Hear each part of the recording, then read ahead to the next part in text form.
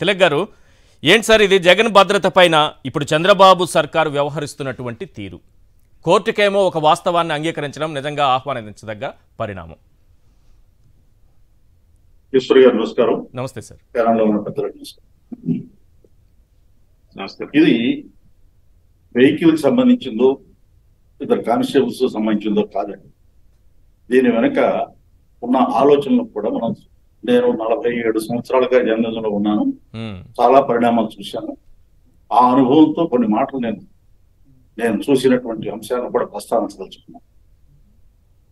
ఒకటి, జగ్గయ్యపేటలో మొన్న జరిగినటువంటి దాడి. ఆ దాడి జరిగిన యువకుడు తండ్రి గింజుపల్లి వీరయ్య చౌదరి. చంద్రబాబు నాయుడు హయాంలోనే ఆ హత్య జరిగింది. ఆ వీరయ్య చౌదరి గారు సామినేని ఉదయ భాను గారి అంశం. ఆయన్ని కార్తీక మాసం సోమవారం నాడు శివాలయంలో హత్య చేశారు. ఆయన కుమారుడి మీద దాడి చేశారు. ఆయన చనిపోయాడు అనుకుని వదిలేసి వెళ్ళారు. ఇది ఎందుకు ప్రస్తావించారంటే, ఆ రోజు హత్య జరిగిన తర్వాత, హత్య జరిగిన మర్నాడు ఒక ఐపీఎస్ అధికారి నాకు పరిచయం అన్న. ఆయన చాలా 15 సంవత్సరాలు అయింది కాబట్టి పేరు చెప్పను కానీ ఐపీఎస్ అధికారి చెప్పాడు నాకు. ఆయన ఏం చెప్పారంటే, గారు ఈ హత్య జరిగిన తర్వాత ఈ ముద్దాయినందన తీసుకుని లోకల్ తెలుగుదేశం నాయకుడు చంద్రబాబు నాయుడు గారు తిరిగి హైదరాబాద్, అప్పుడు ఉమ్మడి రాష్ట్రం. ఆయన చంద్రబాబు నాయుడు గారు ఎన్టీఆర్ ట్రస్ట్ భవన్లో ఈ నైట్ ఉంచండి, రేపు డిసైడ్ చేద్దాం ఎక్కడ వెళ్ళిన షెల్టర్ తీసుకోవాలనేది అని చెప్పారు. కాబట్టి అక్కడ నైట్ అక్కడ ఉన్నారని చెప్పారు. అది క్రిమినల్ మెంటాలిటీ. అది హత్య చేసిన వ్యక్తికి షెల్టర్ ఇచ్చారా? షెల్టర్ ఇచ్చారు. తర్వాత ఇంకొక విషయం చెప్తానండి.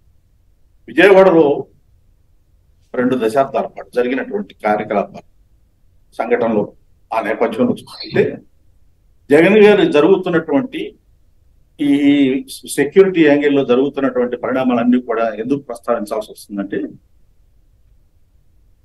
ఆయన కుమారుని అర్జెంటుగా ముఖ్యమంత్రిని చేయాలి. చాలా అర్జెంట్. ఆయనకు ఉన్న ఒత్తిడి, అది అంతర్గతంగానా ఇంట్లోనా అది పక్కన పెడితే ఆయనకు ఒత్తిడి చాలా ఎక్కువగా ఉంది. ముఖ్యమంత్రిని చేయాలంటే లోకేష్ కి భవిష్యత్తుకి అడ్డంకిగా ఉన్నది ఒకటి జగన్మోహన్ రెడ్డి గారు, 2 పవన్ కళ్యాణ్ గారు. జగన్మోహన్ రెడ్డి గారి మీద కాన్సన్ట్రేట్ చేశారు. పవన్ కళ్యాణ్ గారు ప్రస్తుతానికి పక్కన ఉన్నారు. కానీ ఈ మధ్య పవన్ కళ్యాణ్ గారికి సంబంధించి కూడా 1-2 వార్తలు కొన్నిట్లో, కొన్ని వెబ్సైట్లలో, కొన్ని టీవీ ఛానల్స్ లో డిబేట్స్ కూడా జరిగినాయి. ఆయనకి బెదిరింపు వస్తుందని, హత్య చేస్తామని బెదిరిస్తున్నారని, కేంద్ర నిఘా వర్గాలు చెప్పాయని ఈ రకమైన వార్తలు వచ్చింది.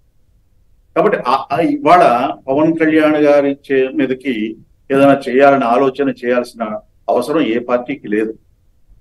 కానీ ఆయన ఉప ముఖ్యమంత్రి డిప్యూటీ సీఎం గా ఉన్నారు సార్. ఆయనకే ప్రాణహాని అన్న మాట ఒక డిప్యూటీ సీఎంకే మనం చర్చించుకోవడానికే భయంగా ఉంది.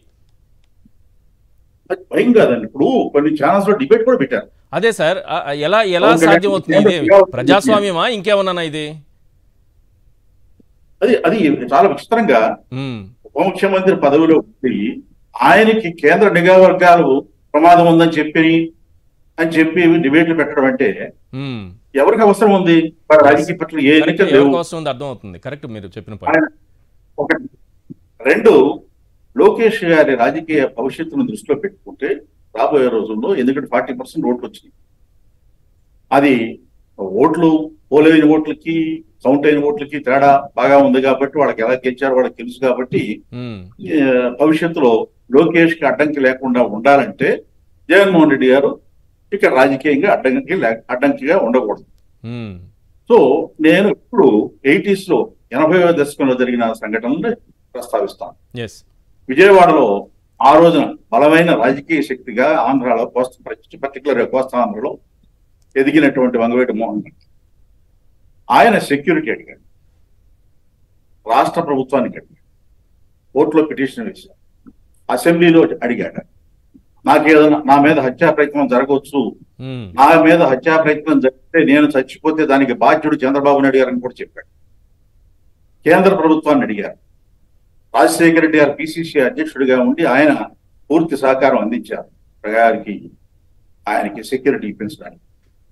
కేంద్ర ప్రభుత్వం ఆ రోజున రాజీవ్ గాంధీ గారు సెక్యూరిటీ ఇవ్వడానికి నిర్ణయించారు. నిర్ణయిస్తే ఎయిర్పోర్ట్ దాకా వచ్చిన తర్వాత ప్రభుత్వం రాజీనామా చేస్తుందని బెదిరించారు.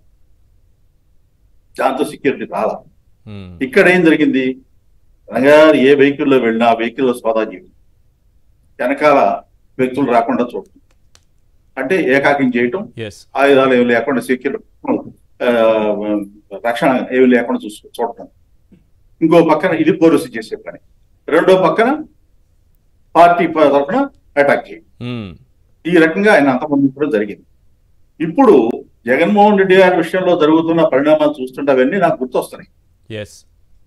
వెహికల్ జగన్మోహన్ రెడ్డి గారు నా సొంత వెహికల్ వెళ్తానంటే వీళ్ళు కుదరదు, మేము గవర్నమెంట్ ఇచ్చిందే దాంట్లోనే వెళ్ళాలి.